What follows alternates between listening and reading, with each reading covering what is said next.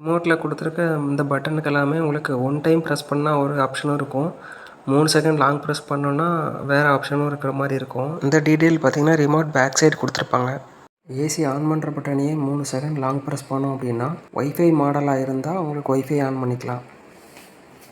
Mode பட்டனை வந்து 3 second long press பண்ணோம் அப்படின்னா டயக்னிசிஸ் மோட் ஆக்டிவேட் ஆயிரும். இதில் பார்த்தீங்கன்னா ஏசியில் என்ன ப்ராப்ளம் இருக்குன்னு ஆப் மூலியமாக செக் பண்ணிக்கலாம். இதுக்கு நம்ம இந்த ஸ்மார்ட் டயக்னிசிஸ் ஆப் டவுன்லோட் பண்ணி வச்சுக்கணும். 6-in-1 பட்டனை லாங் ப்ரெஸ் பண்ணோம் அப்படின்னா சைல்ட் லாக் ஆப்ஷன் வந்து ஆக்டிவேட் ஆயிரும். பார்த்திங்கன்னா ரிமோட்டில் வந்து சிஎல்னு சிம்பிள் இருக்கும். இப்போ நீங்கள் எந்த பட்டனை ப்ரெஸ் பண்ணிங்கனாலுமே ஒர்க் ஆகாது. இப்போ நம்ம இதுலேருந்து ரிலீஸ் பண்ணணும் அப்படின்னா மறுபடியுமே 6-in-1 பட்டனை 3 செகண்ட் ப்ரெஸ் பண்ணோம் அப்படின்னா சைல்ட் லாக்கில் இருந்து வெளியில் வந்துடும். இந்த ஆப்ஷனுமே பார்த்தீங்கன்னா இந்த வருஷம் மாடலில் தான் கொடுத்துருக்குறாங்க. போன வருஷம் மாடல் வரைக்கும் இந்த ஆப்ஷன் கிடையாது.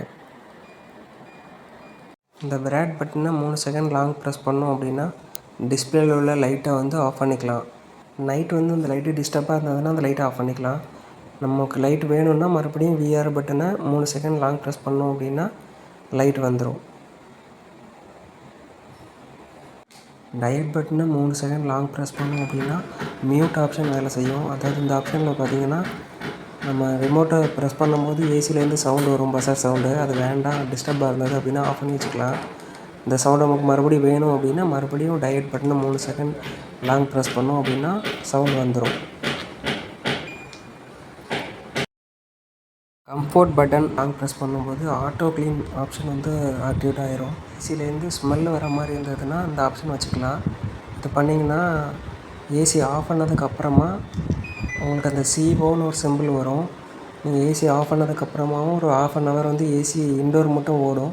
இன்டோர் காயிலில் இருக்க தண்ணி எல்லாமே ட்ரை ஆனதுக்கப்புறமா ஆட்டோமேட்டிக்காக அதுவே ஆஃப் ஆகிடும். எல்ஜி ஏசியில் லெஃப்ட் ரைட் ஸ்விங் பட்டனை 3 செகண்ட் லாங் ப்ரெஸ் பண்ணோம் அப்படின்னா ரூம் டெம்பரேச்சர் செக் பண்ணிக்கலாம். 3 செகண்ட் ப்ரெஸ் பண்ணோன்னா டிஸ்பிளேயில் ஒரு 3 செகண்ட் வந்து தெரியும் ரூம் டெம்பரேச்சர் எவ்வளோ இருக்குது அப்படிங்கிறது. 31.5ன்னு வர்றது வந்து room temperature. Up down swing பட்டனை 3 செகண்ட் லாங் ப்ரெஸ் பண்ணோம் அப்படின்னா ஹிம் க்ளீன் ஆக்டிவேட் ஆயிரும். இந்த ஆப்ஷனுமே பார்த்தீங்கன்னா இன்டோர் காயில் க்ளீன் பண்ணுறதுக்கு தான். இன்டோர் காயில் ஃபுல்லாகவே பார்த்தீங்கன்னா ஃப்ரீஸ் ஆகிரும். ஃப்ரீஸ் ஆகி அந்த ஐஸ் கரைஞ்சி அப்புறம் பின்னாடி தண்ணியாக போயிடும். இந்த மாதிரி அதுவே க்ளீன் பண்ணிக்கும். இதுவும் பார்த்தீங்கன்னா 30 மினிட்ஸ் ஆகும். 6-in-1 பட்டனை ஒரு தடவை ப்ரெஸ் பண்ணோம் அப்படின்னா ஏசின்னு வரும். அதாவது ஆட்டோ கிளைமேட் மோட். கிளைமேட்டை தந்தாப்பில் அதுவே வேலை செய்யும். இன்டோர் அவுட்டோரில் சென்சார் இருக்கும். கிளைமேட்டை பேஸ் பண்ணி உங்களுக்கு அதுவே ஒர்க் ஆகும். இந்த பட்டனை இன்னொரு டைம் ப்ரெஸ் பண்ணோம் அப்படின்னா 80%ன்னு வரும்.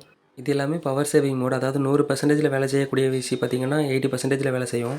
அதாவது 1.5 டன் ஏசியாக இருந்தது அப்படின்னா 1.2 டனில் வேலை செய்யும். 1 டன் ஏசியாக இருந்தது அப்படின்னா 0.8 டனில் வேலை செய்யும். பட்டனை இன்னொரு தடவை ப்ரெஸ் பண்ணோம் அப்படின்னா 60%ல் வரும். இந்த மோடில் பார்த்தீங்கன்னா 1.5 டன் ஏசியாக இருந்தது அப்படின்னா 0.9 டனில் வேலை செய்யும். அதே இது 1 டன் ஏசியாக இருந்தது அப்படின்னா உங்களுக்கு 0.6 டனில் வேலை செய்யும். இந்த பட்டனையே இன்னொரு தடவை ப்ரெஸ் பண்ணோம் அப்படின்னா 40%ல் வரும். இதில் பார்த்தீங்கன்னா 1.5 டன் ஏசியாக இருந்ததுன்னா 0.6 டனில் வேலை செய்யும். 1 டன் ஏசியாக இருந்தது அப்படின்னா 0.4 டனில் வேலை செய்யும். இதே பட்டனை இன்னொரு தடவை ப்ரெஸ் பண்ணோம் அப்படின்னா அப்புறம் நார்மல் மோடுக்கே வந்துடும்.